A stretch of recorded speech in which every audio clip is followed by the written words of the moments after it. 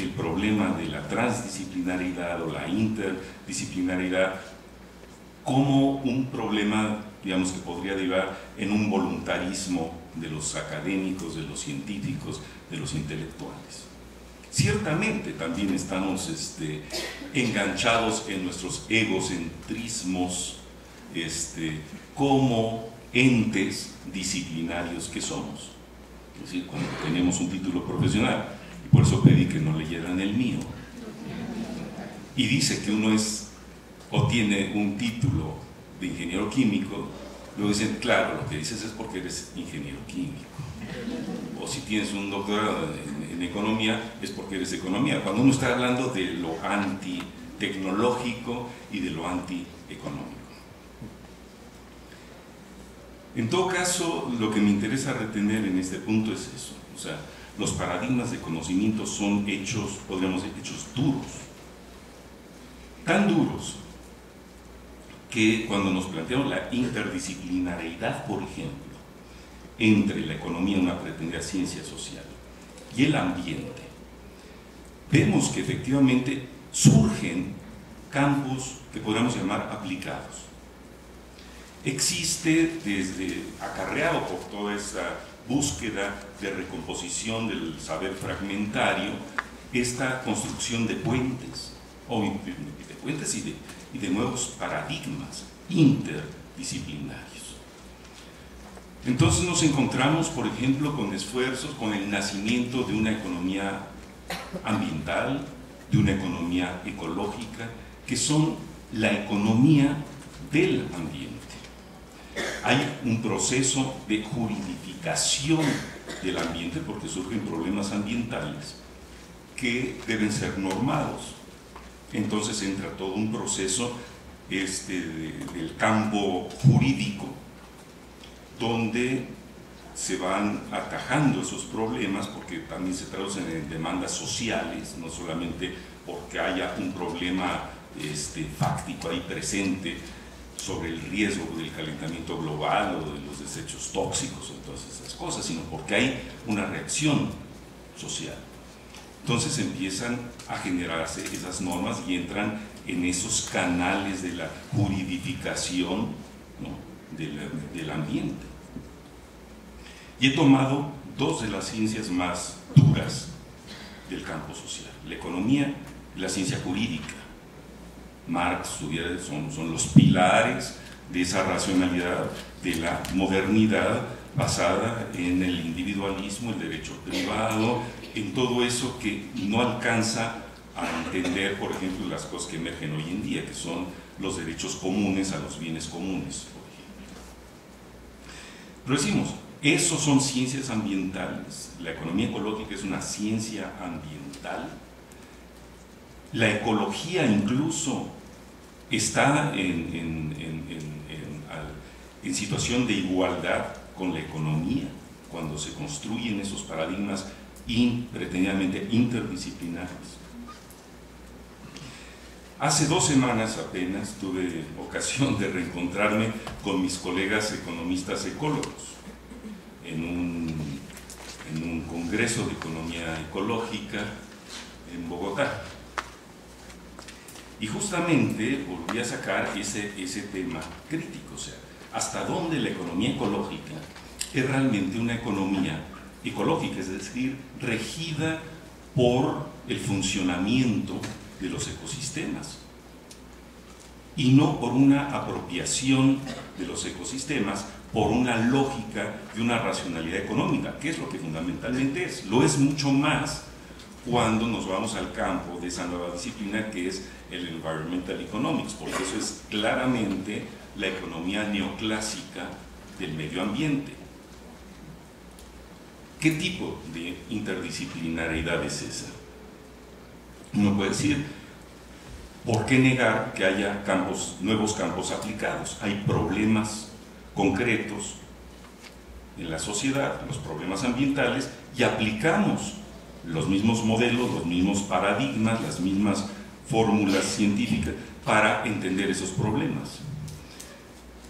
Y eso está sucediendo. Si eso es a lo que nos remitimos solamente cuando queremos hablar de interdisciplinaridad, bueno, ahí están todos los nuevos campos emergentes.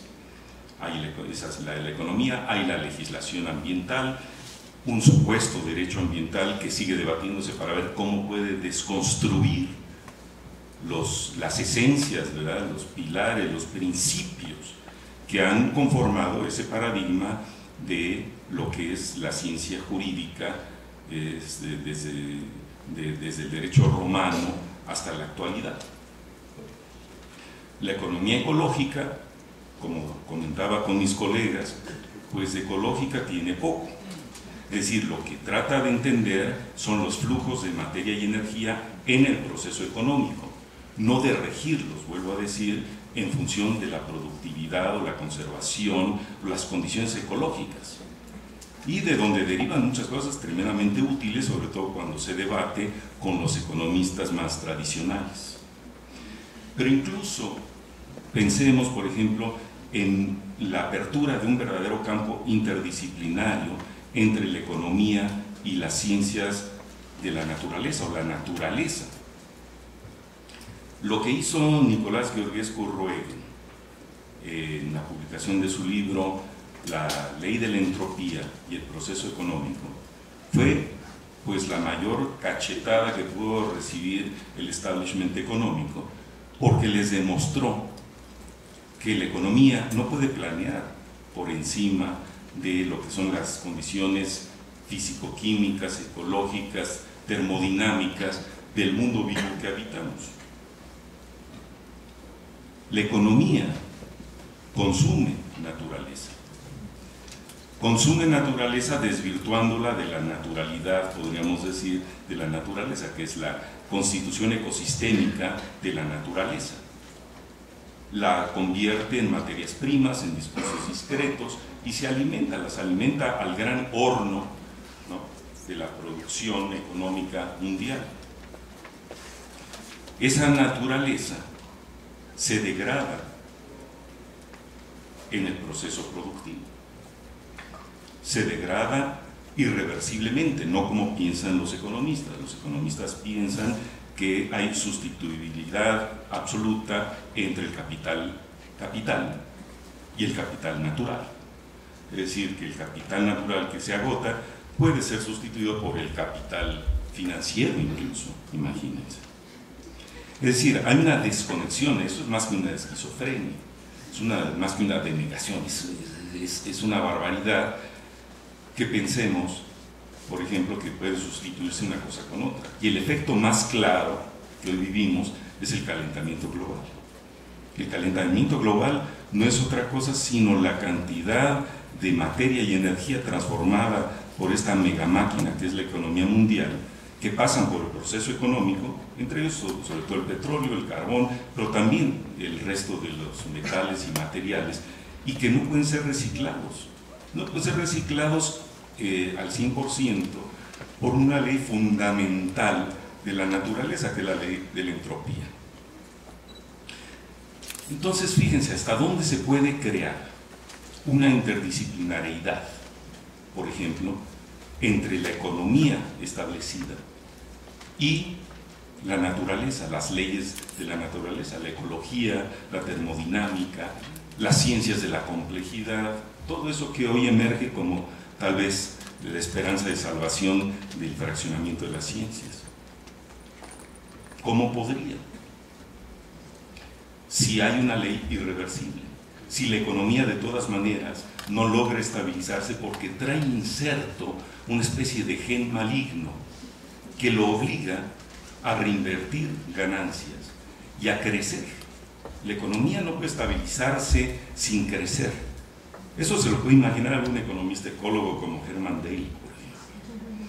Y luego dice que si no sucede, acude, se refugia en la teología, o se refugia en Dios mismo, y dice, bueno, si no sucede, si no se produce el estado estacionario porque no logramos una sustentabilidad fuerte, que significa que la economía solamente consuma cantidades de energía que puedan restaurarse por la ecología misma, cosa que desconoce el sistema económico, además de los economistas.